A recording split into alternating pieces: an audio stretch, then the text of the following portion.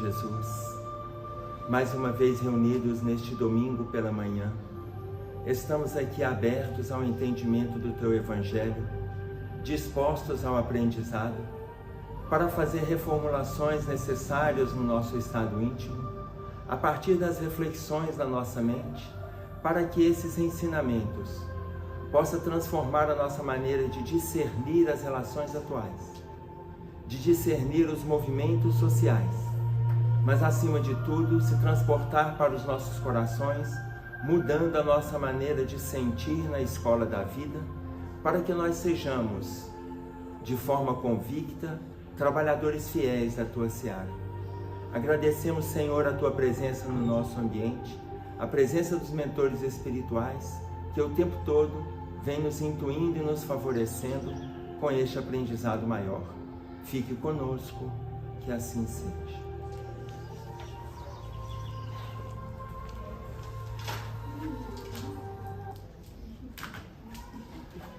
Como vocês sabem, nós estamos estudando o livro Justiça Divina, no capítulo, hoje é o capítulo Na Escola da Vida. Este capítulo, nós vamos ver aqui, até como a gente vai conseguir trabalhar, pelo seguinte motivo. Eu acho que o Emmanuel, ele foi muito claro, muito objetivo, e se a gente dissecar, esse capítulo cabe um seminário. Entender? Então veja, por que eu estou colocando este aspecto? Ele discute o capítulo As Penas Futuras, o item 33 do Código Penal das Vidas Futuras. Quando se vocês quiserem guardar informações, tenta associar. Então, por exemplo, são 33 códigos penais da vida futura. Basta você pensar que Jesus viveu 33 anos. Aí você guarda quantos códigos tem. Ah, mas por que a gente guarda isso? Por que a gente precisa guardar essas informações? Você sabe por quê? Você sabe o que essas informações vão nos ajudar lá no plano espiritual? Sabe de que vale as informações? A gente guarda informação, guarda referência. Já notaram isso? Sabe para que serve? Livro dos Espíritos, questão número 165. O Espiritismo exerce alguma influência sobre a duração mais ou menos longa da perturbação quando a gente desencarna? Exerce influência ou não? Sim. Exerce. Mas sabe o que significa essa quantidade de conhecimento que a gente guarda? Nada. Quanto mais a gente conhece, mais a gente precisa fazer. Se tem uma coisa que eu desejo para os meus inimigos, é ser espírita.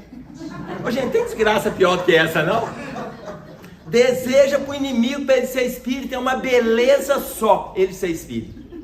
Porque se ele for espírita convicto, ele vai ter que lutar tanto, mas lutar tanto, mas lutar tanto, que ele até vira amigo da gente. Agora, se ele for espírita, daqueles que vai estudando, não faz nada, aí vai para os quintos. Então você imagina bem, por que a gente está colocando? Ele trabalha, aqui coloca para nós, que exerce uma influência muito grande o conhecimento, mas mais do que, não quer dizer que quando a gente fala nada, não quer dizer que não seja absolutamente nada, mas quando a gente coloca nada, significa o quê? Que a gente tem que estar fazendo mais, não basta conhecer. É isso, tá claro? Tanto que, se nós nos atentarmos para o capítulo 4, o versículo 17 de Tiago, se eu estiver errado no vídeo, vocês vão ver corrigido lá bonitinho, porque o Cássio, de forma precisa, corrige a gente. Aquele que sabe fazer o bem e não o faz, comete pecado. Aquele que sabe fazer o bem e não o faz, comete pecado. E aí nós vamos ver que o título desse texto se chama Na Escola da Vida. Na Escola da Vida. Porque de forma geral, todos nós sabemos fazer o bem ou não? Vocês estão na dúvida. Ah, então tá. Vocês estão com medo de saber se estão cometendo pecado, né? Por isso que não responde. Todos nós sabemos fazer o bem. Olha como que o céu e o inferno coloca para nós, que é o trechinho que o Emmanuel comenta. O sofrimento, ele é inerente à imperfeição. Ele está falando o primeiro parágrafo do 33º Código. O sofrimento é inerente à imperfeição. Todo mundo sofre? Quem sofre aqui, levanta a mão para mim. Quem sofre? Tem gente que não levanta a mão, não. Eles estão com medo, pode abaixar. Eles estão com medo de eu falar assim, eu sei que vem aqui e fala do seu sofrimento. Gente, não é terapia de grupo, não. Então veja, todo mundo sofre. Tem gente que não levanta a mão, você sabe por quê? Que adora discordar de Emmanuel. Porque tem gente que gosta de discordar do cara, né?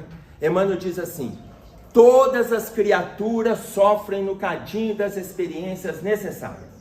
Emmanuel está dizendo então que ninguém escapa do sofrimento. Aí ele continua: mas poucos sabem sofrer como cristãos agradecendo a Deus. Aí ele pega quase todo mundo, não pega? Poucos sabem sofrer como cristãos agradecendo a Deus. Então, quando o céu e o inferno falam para nós que o sofrimento é inerente da imperfeição, quanto mais a gente se vê imperfeito, mais o sofrimento chegando, a gente reclama. Reclamamos ou não? Já deve ter gente hoje que já falou assim: nossa, que calor, viu? Na hora que vier a chuva, essa chuva também. Tá claro? Então a gente está sempre reclamando determinadas situações. Esse é o primeiro item. O segundo: toda imperfeição traz consigo o próprio castigo nas consequências naturais e inevitáveis. É a pessoa que se castiga, não é Deus que castiga. Quem vai escrever isso para nós, quem tiver a chance de ler, vai pegar para nós depois o 13º capítulo do livro Missionários da Luz, que fala sobre Segismundo. Os 2 últimos parágrafos desse capítulo vai falando, André Luiz vai explicando a velocidade que acontece a partir da fecundação, a velocidade que acontece a multiplicação celular, da mesma forma, atenção, da mesma forma que do momento que o espírito está se acoplando ali no embrião, ele vai revivendo milhares de séculos atrás até chegar no momento atual. Veja, ele vai passando por todas as fases naquele momento que a mãe está grávida. Naquele momento que ela está grávida. E ele vai passando. É uma revigoração do aprendizado. Por isso, uma gravidez, ela é 9 meses. Quando chega naquela fase, aí por exemplo, 1750 você foi um espadachim e lesou várias pessoas com a espada nas suas mãos. Quando chega nessa fase, você tem um drama na consciência que você se cobra. No movimento de formação do seu corpo físico, a partir do perispírito, você já coloca ali aquele problema. Você nasce com uma deficiência física no braço direito. Ou você já programa dentro do projeto da espiritualidade, como descreve para nós Alexandre e André Luiz, nesse mesmo livro, no capítulo anterior, no 12, você já programa. E aí você vem com uma determinada dificuldade, quando chega aos 17 anos, aos 28 anos, aos 35 anos, você sofre um acidente e ali perde um membro. De acordo com a programação que você fez naquele processo de gravidez, mas que já estava no chamado inconsciente profundo, conforme descreve Jorge André para nós no livro A Visão Espírita nas Distonias Mentais. Até aí tudo bem? E o último item ele coloca para nós assim: podendo todo homem libertar-se das imperfeições por efeito da vontade, pode igualmente anular os males consecutivos e assegurar a futura felicidade. Olha como que isso é significativo. Talvez, depois vocês avaliem, tá? Eu fui lendo os códigos, para mim, esta frase é a mais significativa do Código Penal da Vida Futura, dos 33 códigos. O 13º item. Podendo, gente, é uma possibilidade. Você liberta da dor, do mal-estar, se você quiser. Tanto que ele coloca um valor que todos nós temos. Qual valor? Vontade. Ele coloca para nós um valor. Vontade. Ele diz assim: podendo todo homem libertar-se das imperfeições por efeito da vontade. É o seu desejo. É o seu desejo. Pode igualmente anular os males consecutivos e assegurar a futura felicidade. Anular os males consecutivos significa que, dependendo da sua vontade, você pode neutralizar uma gama de sofrimento. Ah, mas dependendo da vontade, só eu querer? Querer baseado em trabalho. Baseado em trabalho, não é querer vontade vazia, não. É aquele querer que Tiago ensina para nós sobre a fé, lembram? No capítulo 2, no versículo 17, a fé sem obras é morta. No versículo 18, o que ele diz? Mas te dirá alguém, tu tens a fé, eu tenho as obras, mostra-me a tua fé sem obras, e eu lhe mostrarei a minha fé pelas minhas obras. Ele está falando vontade baseado em trabalho. Vontade baseada em trabalho. Ou seja, não é vontade vazia. Trabalho alicerçado na fé. É isso. Quando a gente fala vontade, todo mundo tem. Todo mundo tem. Eu estou pegando então, Livro dos Médiuns, item 131. Vontade, atributo essencial do Espírito. Essencial, todo mundo tem. Os outros valores você vai conquistar. Esse todo mundo tem. Está lá no Livro dos Médiuns. Capítulo 2 do livro Pensamento e Vida. Vontade. Emmanuel coloca para nós, gabinete de todas as nossas funções. O que você quer é a partir da vontade. Tá claro? Oi, Emerson, mas e aquela pessoa que não tem vontade de fazer nada? É porque tem vontade de ser preguiçoso. É uma vontade. Tá claro? Mas tudo é vontade. Tudo é vontade. Entenderam? Então, quando eu coloco, para mim, tem esse significado, por quê? Porque podendo todo homem libertar-se das imperfeições, podendo significa o seu desejo. Livre-arbítrio. Se vocês tiverem a chance de ler lá no Evangelho segundo o Espiritismo, no capítulo 5, Bem-aventurados aflitos, nós temos o item motivos de resignação. E ele coloca isso, o que a gente sofre hoje é muito menor em relação aos enganos que a gente cometeu junto da providência divina, o que a gente sofre hoje. É muito menor, segundo o que a gente deveria, se fosse olhar ipsis literis, ou seja, a gente faz, paga, faz, paga, faz, paga. O que o Evangelho coloca? Que Deus, por ser um Pai misericordioso, o sofrimento que a gente tem hoje, atenção, representa quanto? 1%.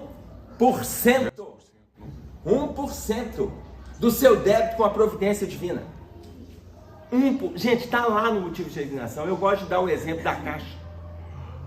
Lembra do exemplo da Caixa Econômica lá no Evangelho? Caixa Econômica, você trabalhou na Caixa? Você continua na Caixa? Trabalha ainda? Você trabalhou na Caixa? Pois é, você já estava dentro do Evangelho. Tá certo? Porque lá tem o exemplo da Caixa Econômica Federal. No Evangelho segundo o Espiritismo. Nesse item, motivos de resignação. Como? Imagina que você tem um débito com a Caixa de 100 mil reais. A Caixa manda para você uma carta. Se você pagar R$1.000 à vista, o seu débito está quitado. O que vocês fazem? Na hora. Vai correndo, pega a fila, pega emprestado, vende a mãe, depois compra a superfaturada. A gente faz isso ou não faz? Paga a dívida. Paga a dívida. Depois que você, pagar a dívida, olha o que está escrito no Evangelho. O seu débito para com a providência divina representa 1% dos enganos que você cometeu no passado. Se você pagar esse débito de forma condigna, de forma justa, Deus considera o restante quitado. Ah, gente. Deus é bom demais, né? Não, pelo amor de Deus. Ele vai quitar 99. A gente está pagando 1. Aí a gente fala assim, mas será que não dá para parcelar? A gente ainda está achando que está sofrendo, mas está sofrendo. Gente, pelo amor de Deus. A gente ainda pede parcelamento de 1%. É o que a gente está fazendo nos nossos movimentos da oração. Tá claro? Ô, gente, isso foi só a introdução. Podemos entrar no capítulo? O capítulo se chama, então, Na Escola da Vida. Na Escola da Vida. E ele comenta no texto esses 3 itens do 33º parágrafo do Código Penal da Vida Futura. De alma aflita, observas os semelhantes considerados na terra em faltas e culpas maiores do que as tuas. De alma aflita, vocês conhecem pessoas, olha bem, vocês conhecem pessoas que estão com faltas e culpas, que cometeram enganos, crimes, atrocidades maiores do que os seus? Vocês conhecem ou não conhecem? Só eu conheço. Vocês estão com vergonha? Ou vocês estão achando que vocês são os piores? Não. Que a desgraça é assim, ela vem a galope, né? Veja, todos nós conhecemos. De alma aflita, você observa os semelhantes considerados na terra em faltas e culpas maiores do que as tuas. De muitos deles tens notícia que assombram. Quando a gente escuta falar fulano, você, nossa, meu Deus, que cometeu este engano, aquele crime, aquele deslize, aquela agressão. Aí ele coloca, muitos deles têm notícias que assombram, e sabes de outros muitos positivamente estão estirados na delinquência. E à medida, gente, que nós vamos ganhando idade, a gente vai ganhando idade, você vai tendo acesso a determinados, quando você escuta a informação de um colega que conviveu com você, 20 anos se passaram, 30 anos se passaram, e você lembra lá do final da infância, início da adolescência, colegas de colégio, que estão envolvidos com enganos extremamente graves. Ele coloca para nós aqui que a nossa alma fica aflita, porque a gente não acredita que aconteceria com aquele que está próximo da gente. Tá claro? Agitam-se alguns por ignorância, obstinados pelo crime. Vários conhecem que amargas consequências recolherão mais tarde, e apesar disso, se rendem inertes, sem defesa, às garras da tentação. Muitos estão abraçando a delinquência, e muitos entraram naquele local de que com ele não tem mais jeito. Não consegue reagir mais. E ainda assumiu aquela postura assim, isso é muito comum no movimento espírita. Porque como a gente sabe que a reencarnação existe, a gente já se acomoda em determinados enganos, fala assim, não, tem coisa que eu já conversei com Deus, eu vou deixar para a próxima. A próxima onde? Será que se a gente não fizer movimento nenhum, nós vamos voltar para a Terra? Sendo que tudo que a gente estuda está dizendo para nós que estamos recebendo uma das últimas, se não a última oportunidade de estarmos na Terra no plano de provas e expiações. Se tivermos a graça de voltar para a Terra, muito provavelmente voltaremos já com a entrada na regeneração de forma efetiva. Considerando que a gente desencarnando fica no plano espiritual 20, 30, 50, 80 anos, aprendendo, corrigindo, refazendo, revitalizando para poder voltar. Considerando isso, a gente teoricamente já voltaria no mundo de regeneração. Tudo bem? Mas muitos estão inertes. E ele coloca sem defesa. Já assumiram aquela posição de que não precisa fazer muito, não. Não tem jeito mais, não. Olha, E ainda assume aquela frase, pau que nasce torto, morre torto. E até a cinza é torta. É difícil.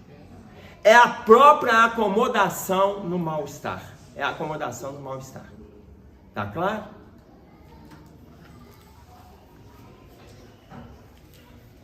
E aí ele diz mais: declaram-se outros adeptos da virtude, mas rolam na crueldade.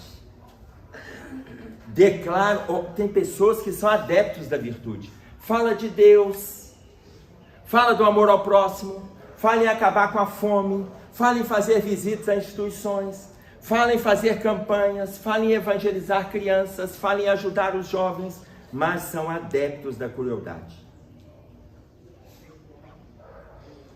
Conhecem alguém?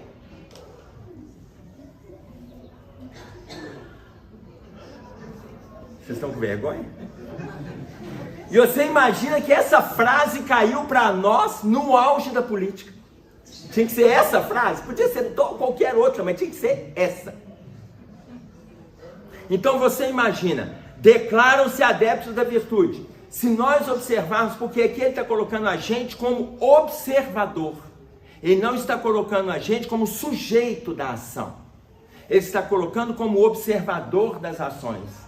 De amigos, de terceiros, de parentes, de conhecidos, de pessoas que conviveram conosco na adolescência, na infância, no início da fase adulta. E nós estamos vendo isso de forma avassaladora. E aí ele coloca: declaram-se adeptos da virtude, mas rolam na crueldade.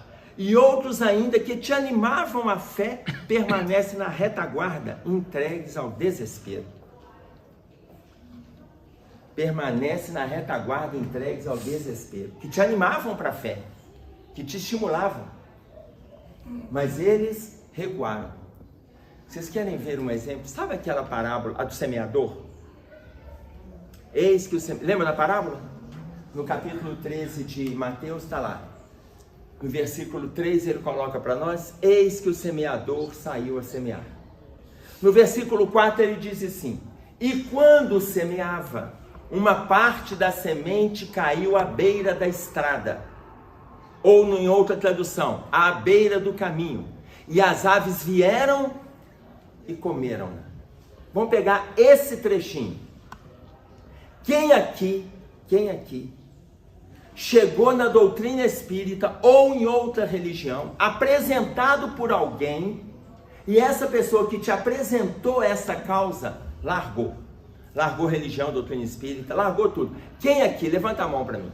Se tem alguém. 1, 2, 3, 4, 5, 6, 7, 8, 9 pessoas. 10 pessoas. O que significa isso?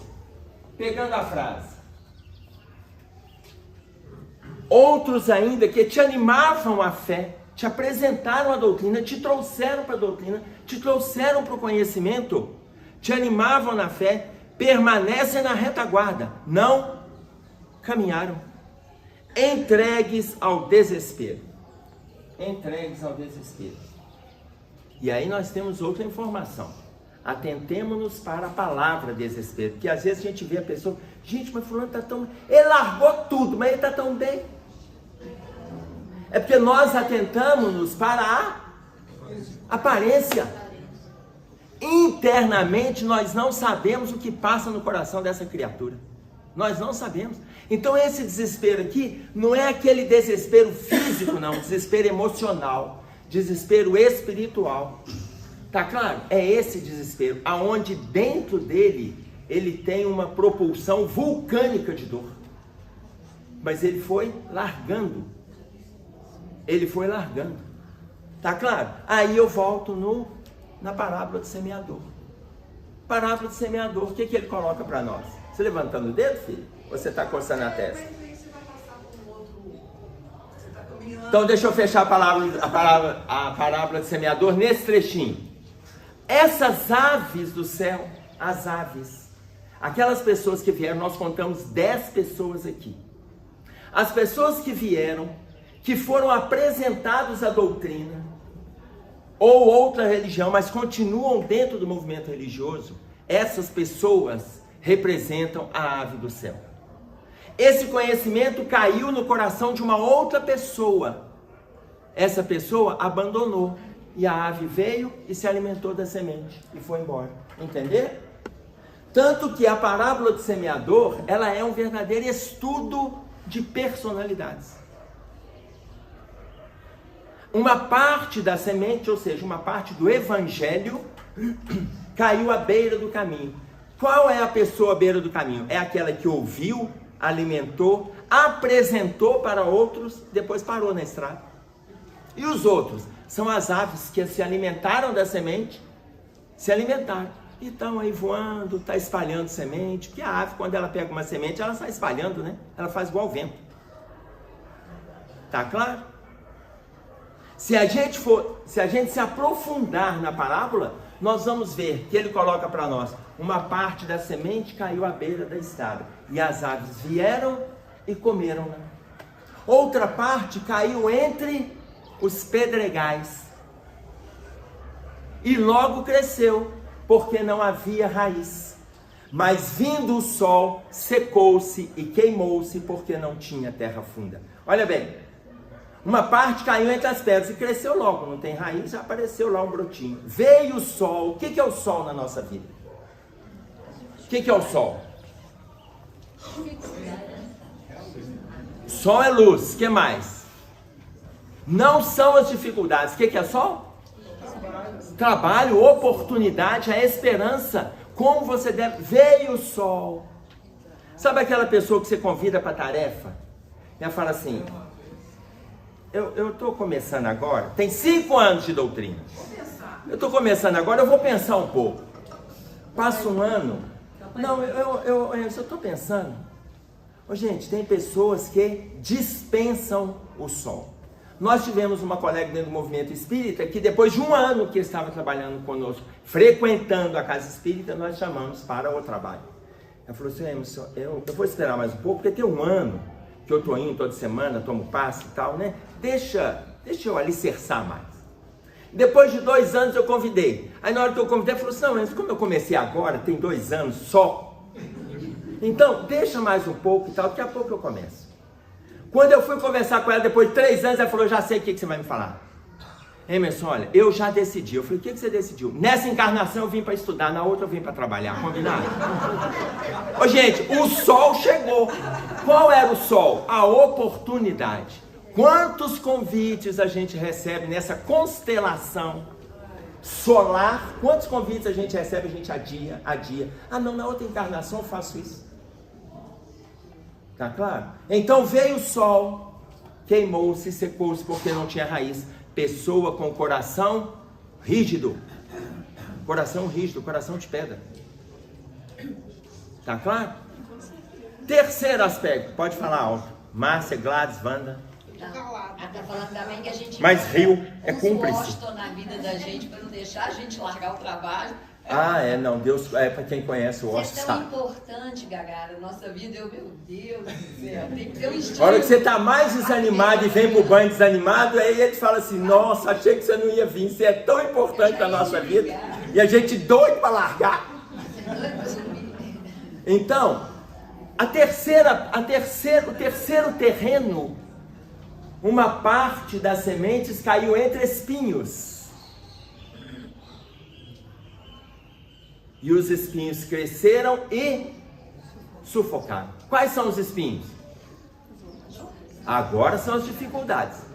Tanto que no início nós trouxemos a colocação de Emmanuel sobre o sofrimento. Dificuldade, gente, todo mundo tem. Todo mundo tem. Não existe entre nós na Terra encarnados que não tenhamos problema. Não existe. Dificuldade todo mundo tem.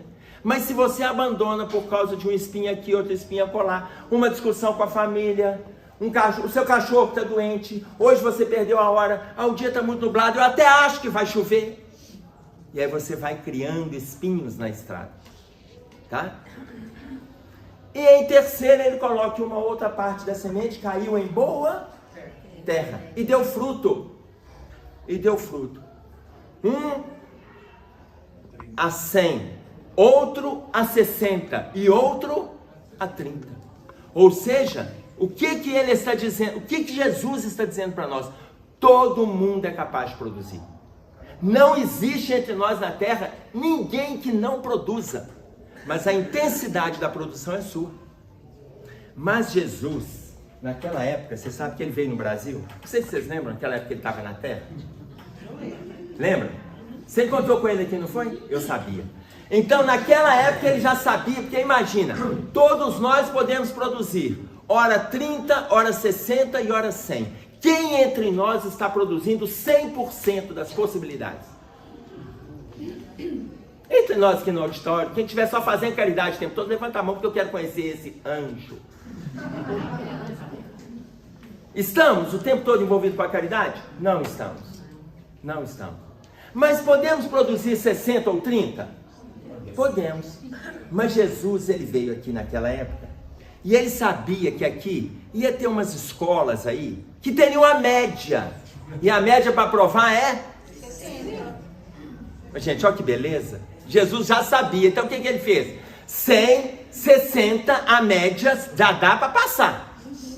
Já dá para passar. E 30, é bom. A pessoa que faz 30, tá bom, gente, tá bom. Mas não passa não. Tá pouco. 30 não entra nem na recuperação. Na nossa época, hoje, gente, 30 já dá para julgar a pessoa lá na universidade. Tá claro? Mas nós somos de uma época, né, que 30 você não entrava na recuperação. Você não tinha pontuação mínima para entrar na pontuação. Ainda que fosse anular tudo para começar de novo. Mas 30 pontuação mínima. Tá claro? Olha o que Jesus colocou. Uns produzem 30, a pessoa que produz 30, ela está produzindo, mas está pouco. Por que está pouco? Olha o potencial que a gente tem. Olha aqui, olha aqui. Um corpo. Joana de Ângeles, capítulo 4 do livro Lampadário Espírita. Um corpo. 60 trilhões de células trabalhando em nosso favor. 60 trilhões de células, gente. Quando o livro dos Espíritos, iniciando sobre lei de sociedade, na pergunta 766, falando lá na terceira parte sobre leis morais da vida, quando ele fala em lei de sociedade, ele fala assim: a vida social está na natureza. A vida social está na natureza. A gente pensa lá na natureza. Ô, gente, a vida social está na natureza. A natureza está aqui, ó. A natureza está aqui. 60 trilhões de células trabalhando em favor do nosso bem-estar. Eu não vou pensar naquela vida social lá. Primeiro o equilíbrio da vida social aqui. Primeiro esse equilíbrio. Equilíbrio esse que a Joana de Ângeles faz referência ao livro Convivência Mediúnica. E ela fala da importância do equilíbrio nas relações como um todo com as pessoas. A partir do envolvimento que você tem com a mediunidade. Onde ela coloca a importância da conscientização, do estudo e da fé. Nesse livro. Ou seja, o que ela está falando? Do bem-estar social. Mas o bem-estar social com o outro, a partir do bem-estar social comigo. Tá claro isso? Agora, suponhamos que nós estamos produzindo 60%. Avalia você, se você pode produzir um pouco mais. Só avalia. E isso, gente, é autoavaliação. Não precisa de alguém chegar para você e falar que você pode, que você deve. As pessoas não precisam te chamar a atenção, como a gente não precisa chamar a atenção dos outros. Você convida. Você convida. E ela vai se colocar à disposição ou não, dependendo do momento dela. Tá claro isso? Até aí, dúvida? Vocês podem ter, eu talvez não esteja dando tempo nem de ter dúvida, porque eu estou falando acelerado, para poder, eu achei o capítulo muito rico, mas eu fico com medo de não dar tempo de trazer todo na ideia. Você está levantando a mão, Valdemir? É porque às vezes a pessoa faz assim, eu não sei se ela está coçando o nariz ou se quer falar. Os dois. Então, diga-me. Essa passagem fala que siga-se o sol, né? Que o sol veio e que se construiu. Mas não é só o sol que a gente vê, por exemplo, é como você tem aquela passagem da casa construída sobre areia, né? Sem base, não é só o sol, não. Vem ventania, vem chuva, vem depressão, vem um monte de coisa, e aquilo ali, se a pessoa não tiver boa vontade, colocou aí, vontade e trabalho. Só vontade, eu tenho que ter a boa vontade, a gente diga qualidade, né? Sim. Se tiver boa vontade, não fica não. Sim. O envolvimento, ele é significativo. Embora vocês não tenham escutado, porque está aparecendo tanto a voz do Valdemir quanto a voz da Adriana, que está aqui dentro, e o quarto dela divide aqui com o salão. né? Então, quando ela canta mesmo. Tá claro? Não importa os ouvidos que estejam à escuta, ela vai a todos os pulmões. Então, veja bem, é isso aí. O envolvimento nosso, ele tem que ser uma constante.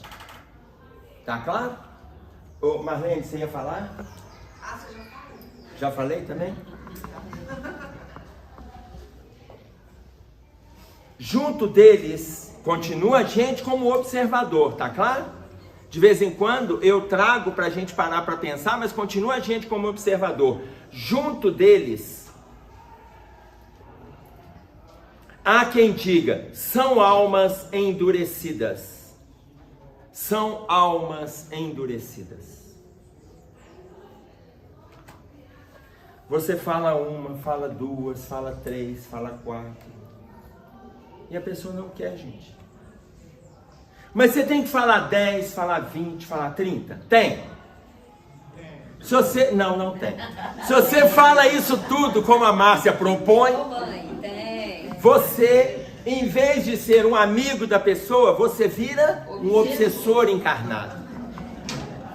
Aí você pega o nosso mentor para conosco. Quantas vezes o nosso mentor fala com a gente? Umas 3 no máximo. No máximo. E aí ele dá uma afastada e tal, né? Até você chamar ele. E a gente chama rapidinho. Ele tanto sabe disso que a gente chama rapidinho. Mas a gente fica naquele inferno na cabeça de filho, na cabeça de marido, na cabeça de mãe, na cabeça de pai, na cabeça de irmão. Gente, para. Oi, tio. No livro fala, há alguns que dizem, são almas empedernidas. Dá a impressão que essa pessoa que está dizendo isso é porque não quer fazer parte daquilo. Então está racionalizando aqui. Deixa para lá. É. A impressão que dá é Sim, essa. a impressão que dá é essa mesmo. É a gente deixando para lá. Por isso a importância de nós convidarmos uma, convidar duas. Gente, é claro que eu estou falando de pessoas adultas. Eu não estou falando de criança, ok? Criança tem livre-arbítrio, não. Tá claro? Criança, ela já vem do plano espiritual. Já me perguntaram, senhor Emerson, lá na sua casa, quando as minhas filhas eram crianças, você fala que criança tem livre-arbítrio, lá na sua casa as minhas têm livre-arbítrio. Não tem não. O livre-arbítrio elas utilizaram quando nasceram lá em casa, nasceu, acabou. A Terra tem 4 bilhões de lares, foi nascer na minha casa, podia ter escolhido qualquer outro, escolheram não. Agora, entrou na fase adulta, a vida é da criatura, mas a semente está ali. Como aconteceu conosco, gente. Muitos de nós afastamos e voltamos. Tá claro? E aí ele coloca, há quem reforce, são feras em forma humanas.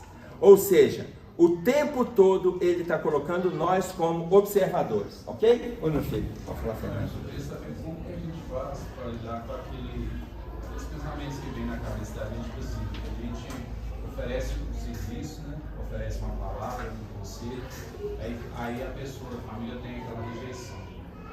Por muitas vezes eu tenho enfrentado um pensamento assim, ele está deixando de lado, não está fazendo isso.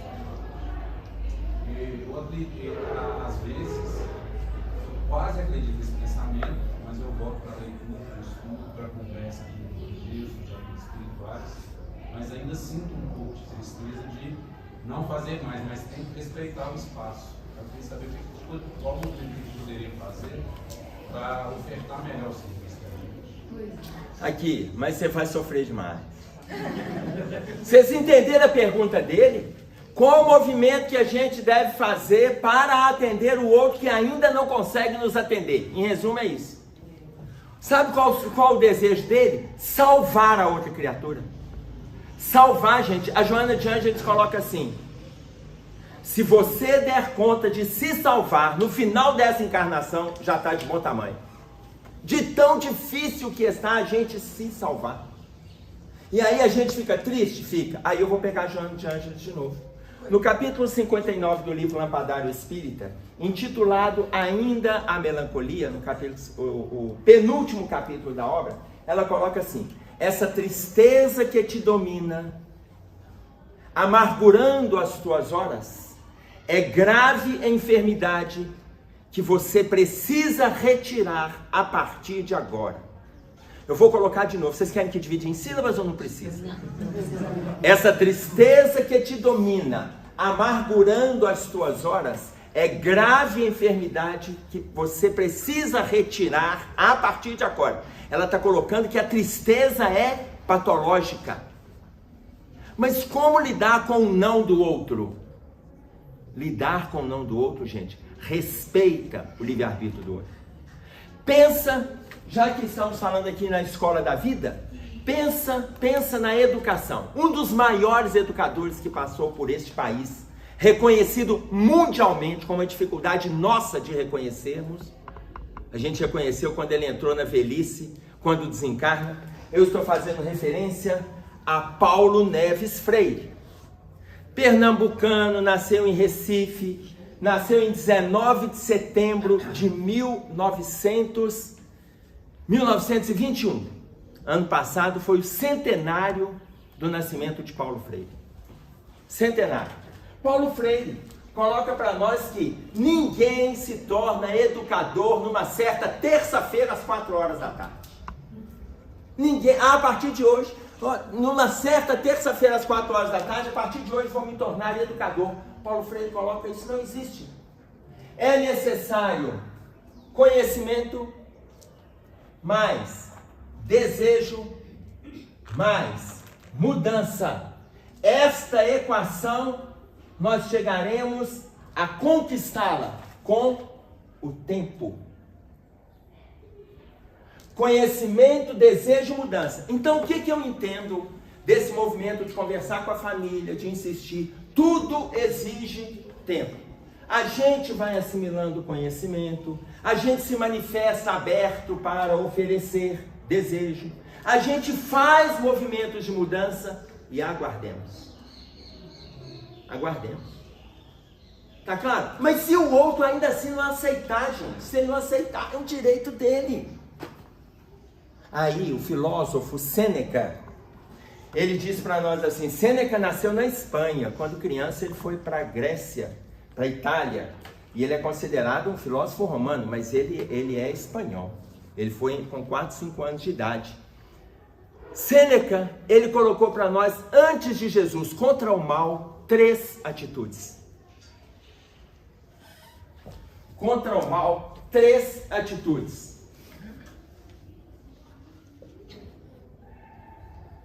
Paciência, silêncio e o tempo. Contra o mal, 3 atitudes. Paciência, silêncio e o tempo. Olha o que Paulo Freire fala para nós na questão da educação. Aí, para a gente fechar dentro desse movimento de exercício, o ditado na Arábia Saudita sobre a tâmara, vocês conhecem, né? Então, eu conto para vocês. Quem planta tâmara, não colhe tâmara. Por quê? Porque a tâmara demora de 80 a 100 anos para frutificar. 80 a 100 anos para frutificar, gente. Quando Jesus veio trazer o Evangelho, ele plantou tâmaras. Ele plantou tâmaras.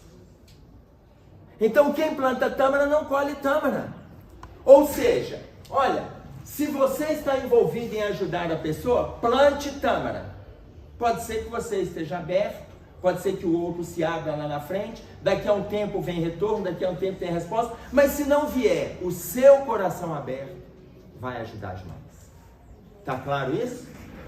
Oi, Emerson, e desses 3 pontos aí, talvez o silêncio seja o que a gente tem mais dificuldade quando a gente quer ou pretende, né, na nossa pretensão, que o outro nos entenda, que o outro nos acolha, que o outro entenda que a gente está querendo o bem dele.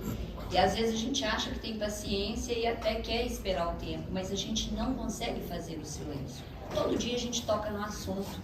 Vamos voltar aqui, deixa eu te falar. E se você tentar isso, se você fizer aquilo? Então, o silêncio acaba sendo uma dificuldade muito grande nossa. Sim. Principalmente se a gente tem essa proposta, enquanto a gente tem como mães, enquanto a gente tem com os pais idosos. A gente quer que a coisa aconteça no nosso tempo, porque a gente ainda acha que é o melhor para aquele lá. Você está fazendo, né, com todo o seu coração envolvido. Então, essa questão do silêncio é difícil. Na nossa educação, segundo Paulo Freire ali, e também nessa questão dos relacionamentos, quando a gente quer plantar a semente do bem. A gente Sim. não sabe silenciar. E aí vem essa dificuldade nossa, né, de lidarmos com o respeito ao livre-arbítrio do outro. Olha como que o Emmanuel diz para nós, que vai te ajudar na resposta, ô Fernando. Acertei? Entretanto, lembra que eu falei que nós estamos como observadores? Entretanto, ainda mesmo te seja listado entre as vítimas carregando o peito dilacerado, carregando a dor por ver amigos, familiares, pessoas conhecidas, ainda que você esteja carregando o peito dilacerado, não ergas a voz para persegui-los. Não ergas a voz para persegui-los. Estão marcados em si mesmos pelo remorso que trazem no seio. Você não precisa falar, gente. Olha a idade que nós estamos. Alguém precisa de te contar. Alguém, para pensar. Alguém precisa te dizer o que é certo e o que é errado. Precisa ou não? Todo mundo sabe?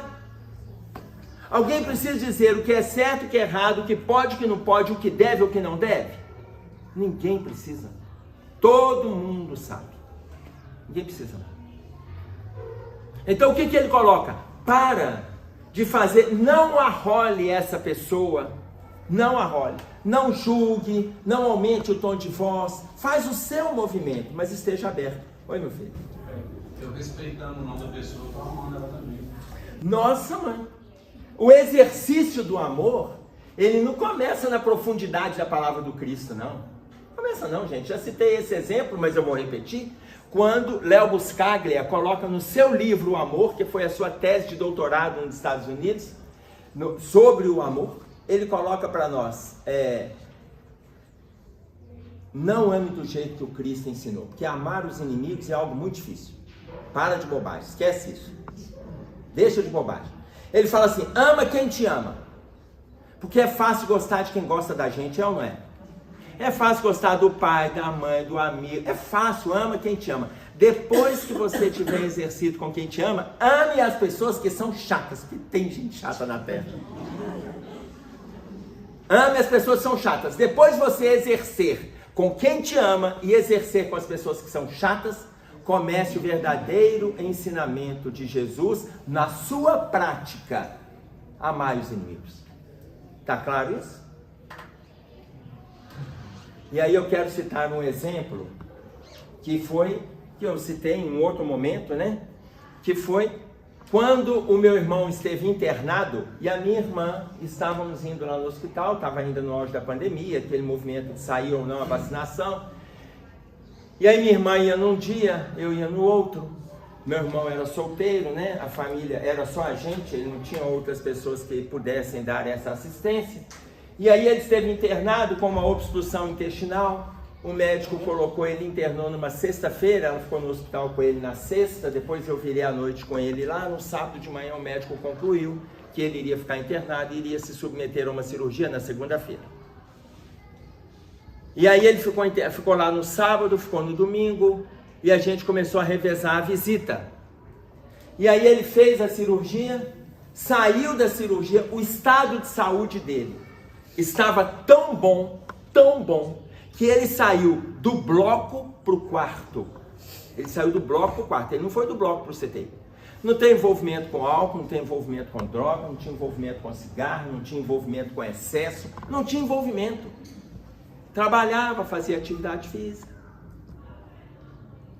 E aí, quando ele estava no quarto, ele começou, depois de 3 dias, 5 dias, 8, ele começou a recusar a medicação.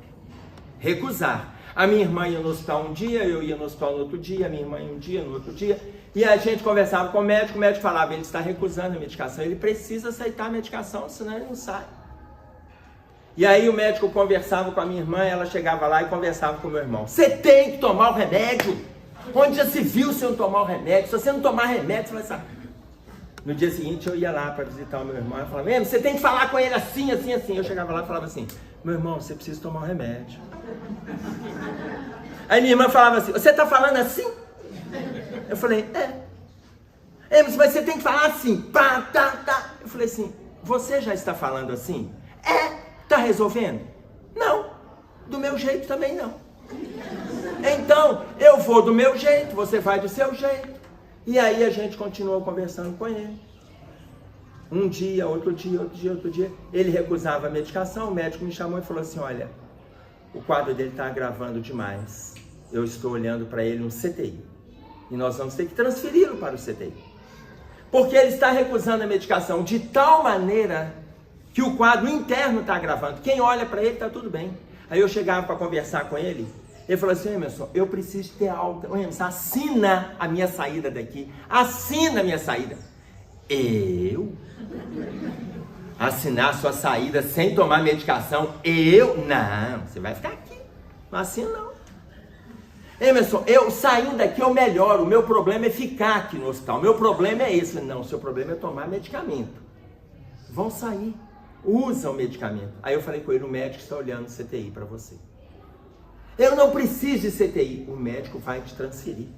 Agora, só que eu vou te falar uma outra coisa. Você vai morrer. O médico me falou que você vai morrer. Eu não vou morrer. Eu não vou morrer. Eu sei, eu estou bem, eu não vou morrer. Eu falei, meu irmão, você vai morrer. Só que você está fazendo por escolha, por rigidez. Rigidez. Aceita a medicação. Enfim, ele não aceitou. No final da tarde, o hospital me liga e fala que ele foi para o CTI. No dia seguinte, a minha irmã foi no CTI. Você foi lá uma vez, não foi, filho?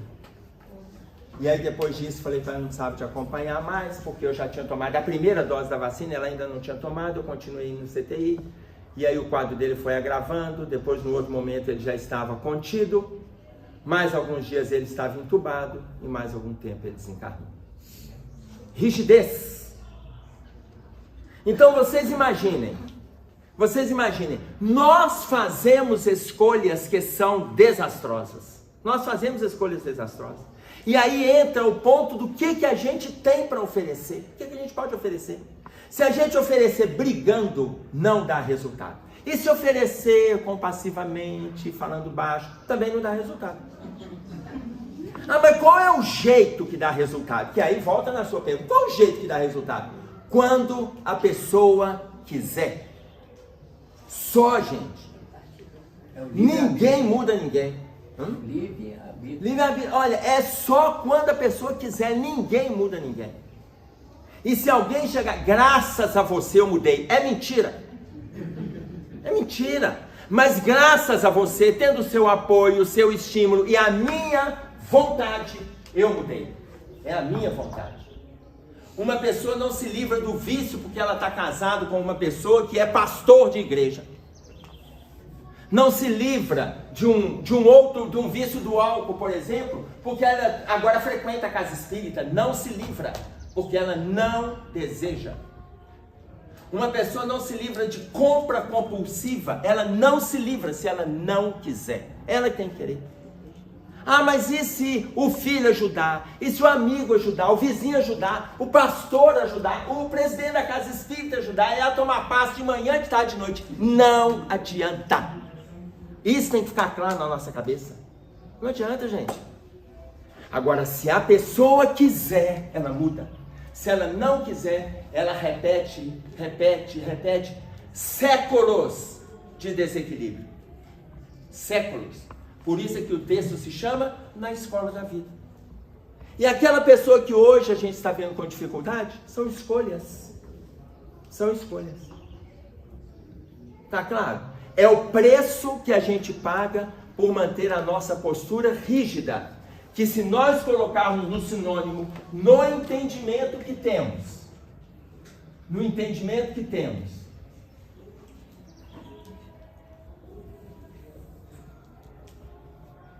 rigidez é igual à nossa arrogância de achar que nós temos razão. E o mundo é que está errado.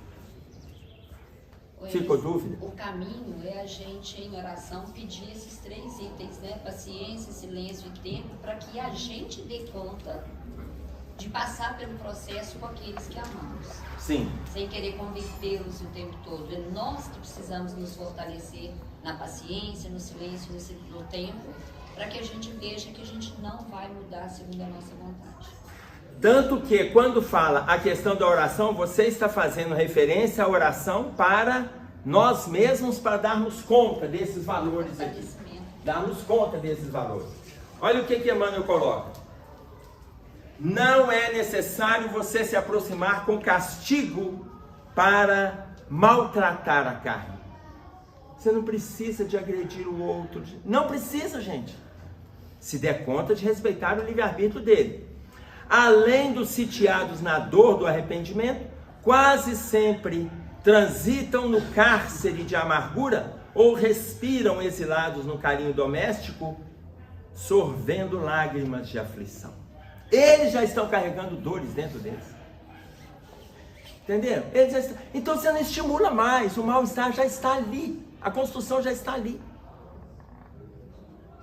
E aí eu vou pegar um outro exemplo da viciação, porque nós citamos em alguns momentos, mas tem um exemplo de um vício simples que está no movimento social, que é um movimento que atrai, é o tal do álcool, o tal do alcoolismo. Tá claro? Ou seja, situações simples, mas é só um. Eu só bebo de vez em quando. Eu só faço de vez em quando. Sabe como é que é? Só de vez em quando, assim, quando eu estou fazendo almoço. Quando é que você faz almoço? Toda semana. Então a pessoa está frequentemente envolvida com o álcool. Aí nós tivemos numa casa espírita, que eles fizeram um evento e tal, e divulgaram a festa junina. Gente, participe da festa junina, porque nós somos espíritos inferiores. E aí nós temos festa junina, né? Tal, então participem. E era aniversário da casa, a casa estava muito cheia. Depois, no final, pediram para eu fazer a prece de encerramento. E aí eu fiquei com essa informação que nós somos espíritos inferiores. Antes da prece de encerramento, eu falei assim, gente, antes da gente fazer a prece, eu vou pedir para vocês uma coisa.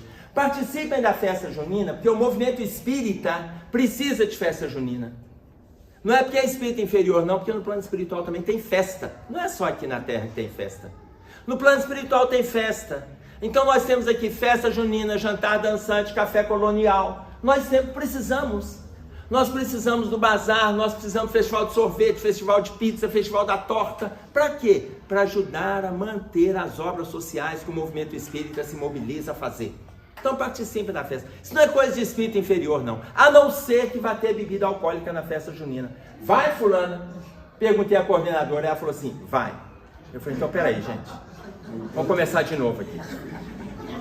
Se vai ter bebida alcoólica na festa junina, eu vou pedir vocês que estão aqui no auditório, não compactuem com o alcoolismo.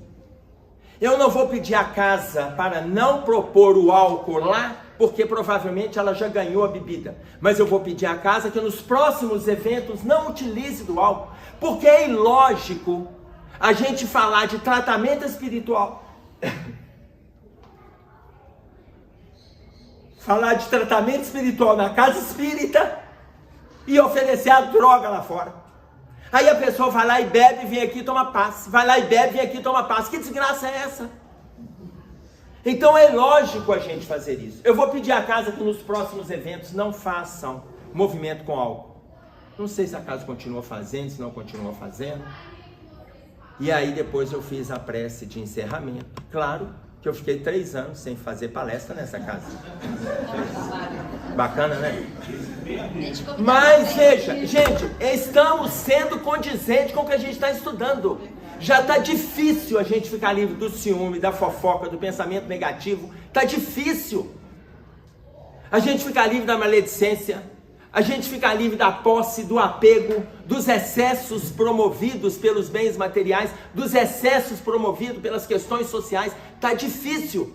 Então, se a gente pode controlar o cigarro, a maconha, a bebida, a gula, a compra compulsiva, os excessos, a gente pode controlar, controla isso. É mais fácil isso. Eu não dou conta de ficar livre do ciúme, da posse, não dou conta. Isso a gente ainda vai demorar um tempo, tudo bem.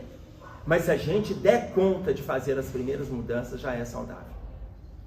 E aí, o Emmanuel vai colocar para nós: em lugar de fel e desprezo para estes, ofereça-lhes o amor e esperança, a fim de que despertem a vontade entorpecida para o campo do bem. Ofereça o melhor que você puder. E ele encerra dizendo: diante de todos esses nossos irmãos enganados na sombra, abençoa e ora. O que a Graça estava colocando aqui para a gente fazer por nós. E ele está propondo que a gente faça por eles. Abençoa e ora. E se te agredirem, desvairados e inconscientes, abençoa e ora de novo. Na certeza de que Deus a ninguém abandona, e ainda mesmo para os filhos mais depravados, providenciará reajuste através da reencarnação, que é a escola da vida, a levantar-se divina do bendito colo de mãe. Ou seja, o remédio é a própria reencarnação. Tá claro? Mas qual é a própria? Se te agredirem, abençoe e ora. Olha o momento que nós estamos vivendo hoje, gente. Se dependendo do que você disser, é agressão. Eu não estou dizendo aqui o certo ou o errado. Eu estou dizendo que hoje você não pode falar nada, você não pode expressar nada. Então, olha, se você tiver uma conversa com alguém e a pessoa estiver armada para te agredir, o que ele fala? Silencia, abençoa e ora. Você vai discutir, é sobre bullying? Você colocou lá o seu ponto de vista. Se for pedido. Se não for pedido, silencia. Não é o silêncio da omissão, é o silêncio do pacifismo. E Joana de Ângeles coloca para a gente estabelecer essa diferença. Não seja omisso, seja pacífico. Se você for convidado a se manifestar, se manifeste. Mas se você sente que os ânimos estão se aflorando e cada um trazendo as suas questões internas, silencia e está tudo bem. Tá claro? E aí só que ele não coloca simplesmente o silêncio, ele coloca abençoa e ora. Tudo bem? Fechamos, deu tempo. 10:04. Desculpe a correria. Eu espero que tenha valido as informações que a gente trouxe, as referências.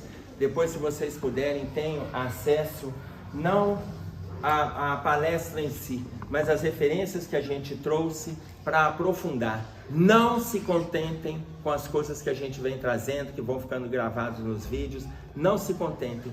Qualquer expositor que vier aqui, qualquer, vai trazer sempre menos do que aquilo que a doutrina propõe e menos ainda do que ele estudou. Porque para fazer uma palestra de 50 minutos, de 1 hora, de 1h10, você tem que estar lendo muito mais. Então existem muito mais referências. Não se contentem. E na hora que tiver alguma coisa que você sente que pode estar te incomodando, ou a colocação não atender aquilo que a gente tem estudado, conversa com o expositor depois. Você e ele, fulano, você fez uma colocação assim, e eu não concordei. Aonde você leu essa colocação? Convoca ao diálogo. Convoca ao diálogo. Gente, só assim a gente cresce. Tá claro isso? Eu vou agradecer a paciência de vocês, tomara que tenha valido, e nós vamos fazer a prece para a gente fechar, ok?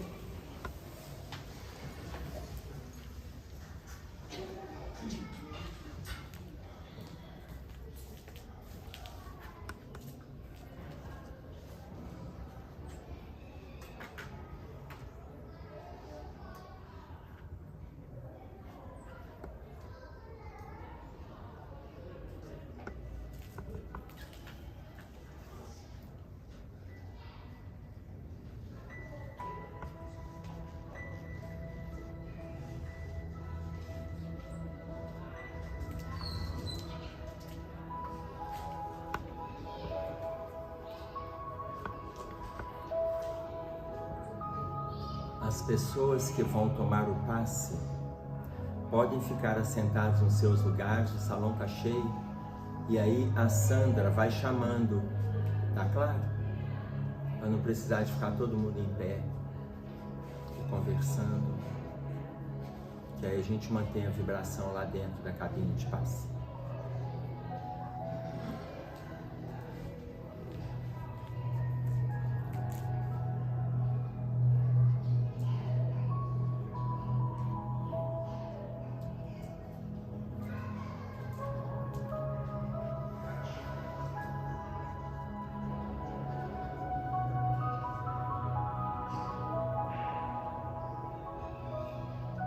Pai nosso que estás nos céus, santificado seja o teu nome.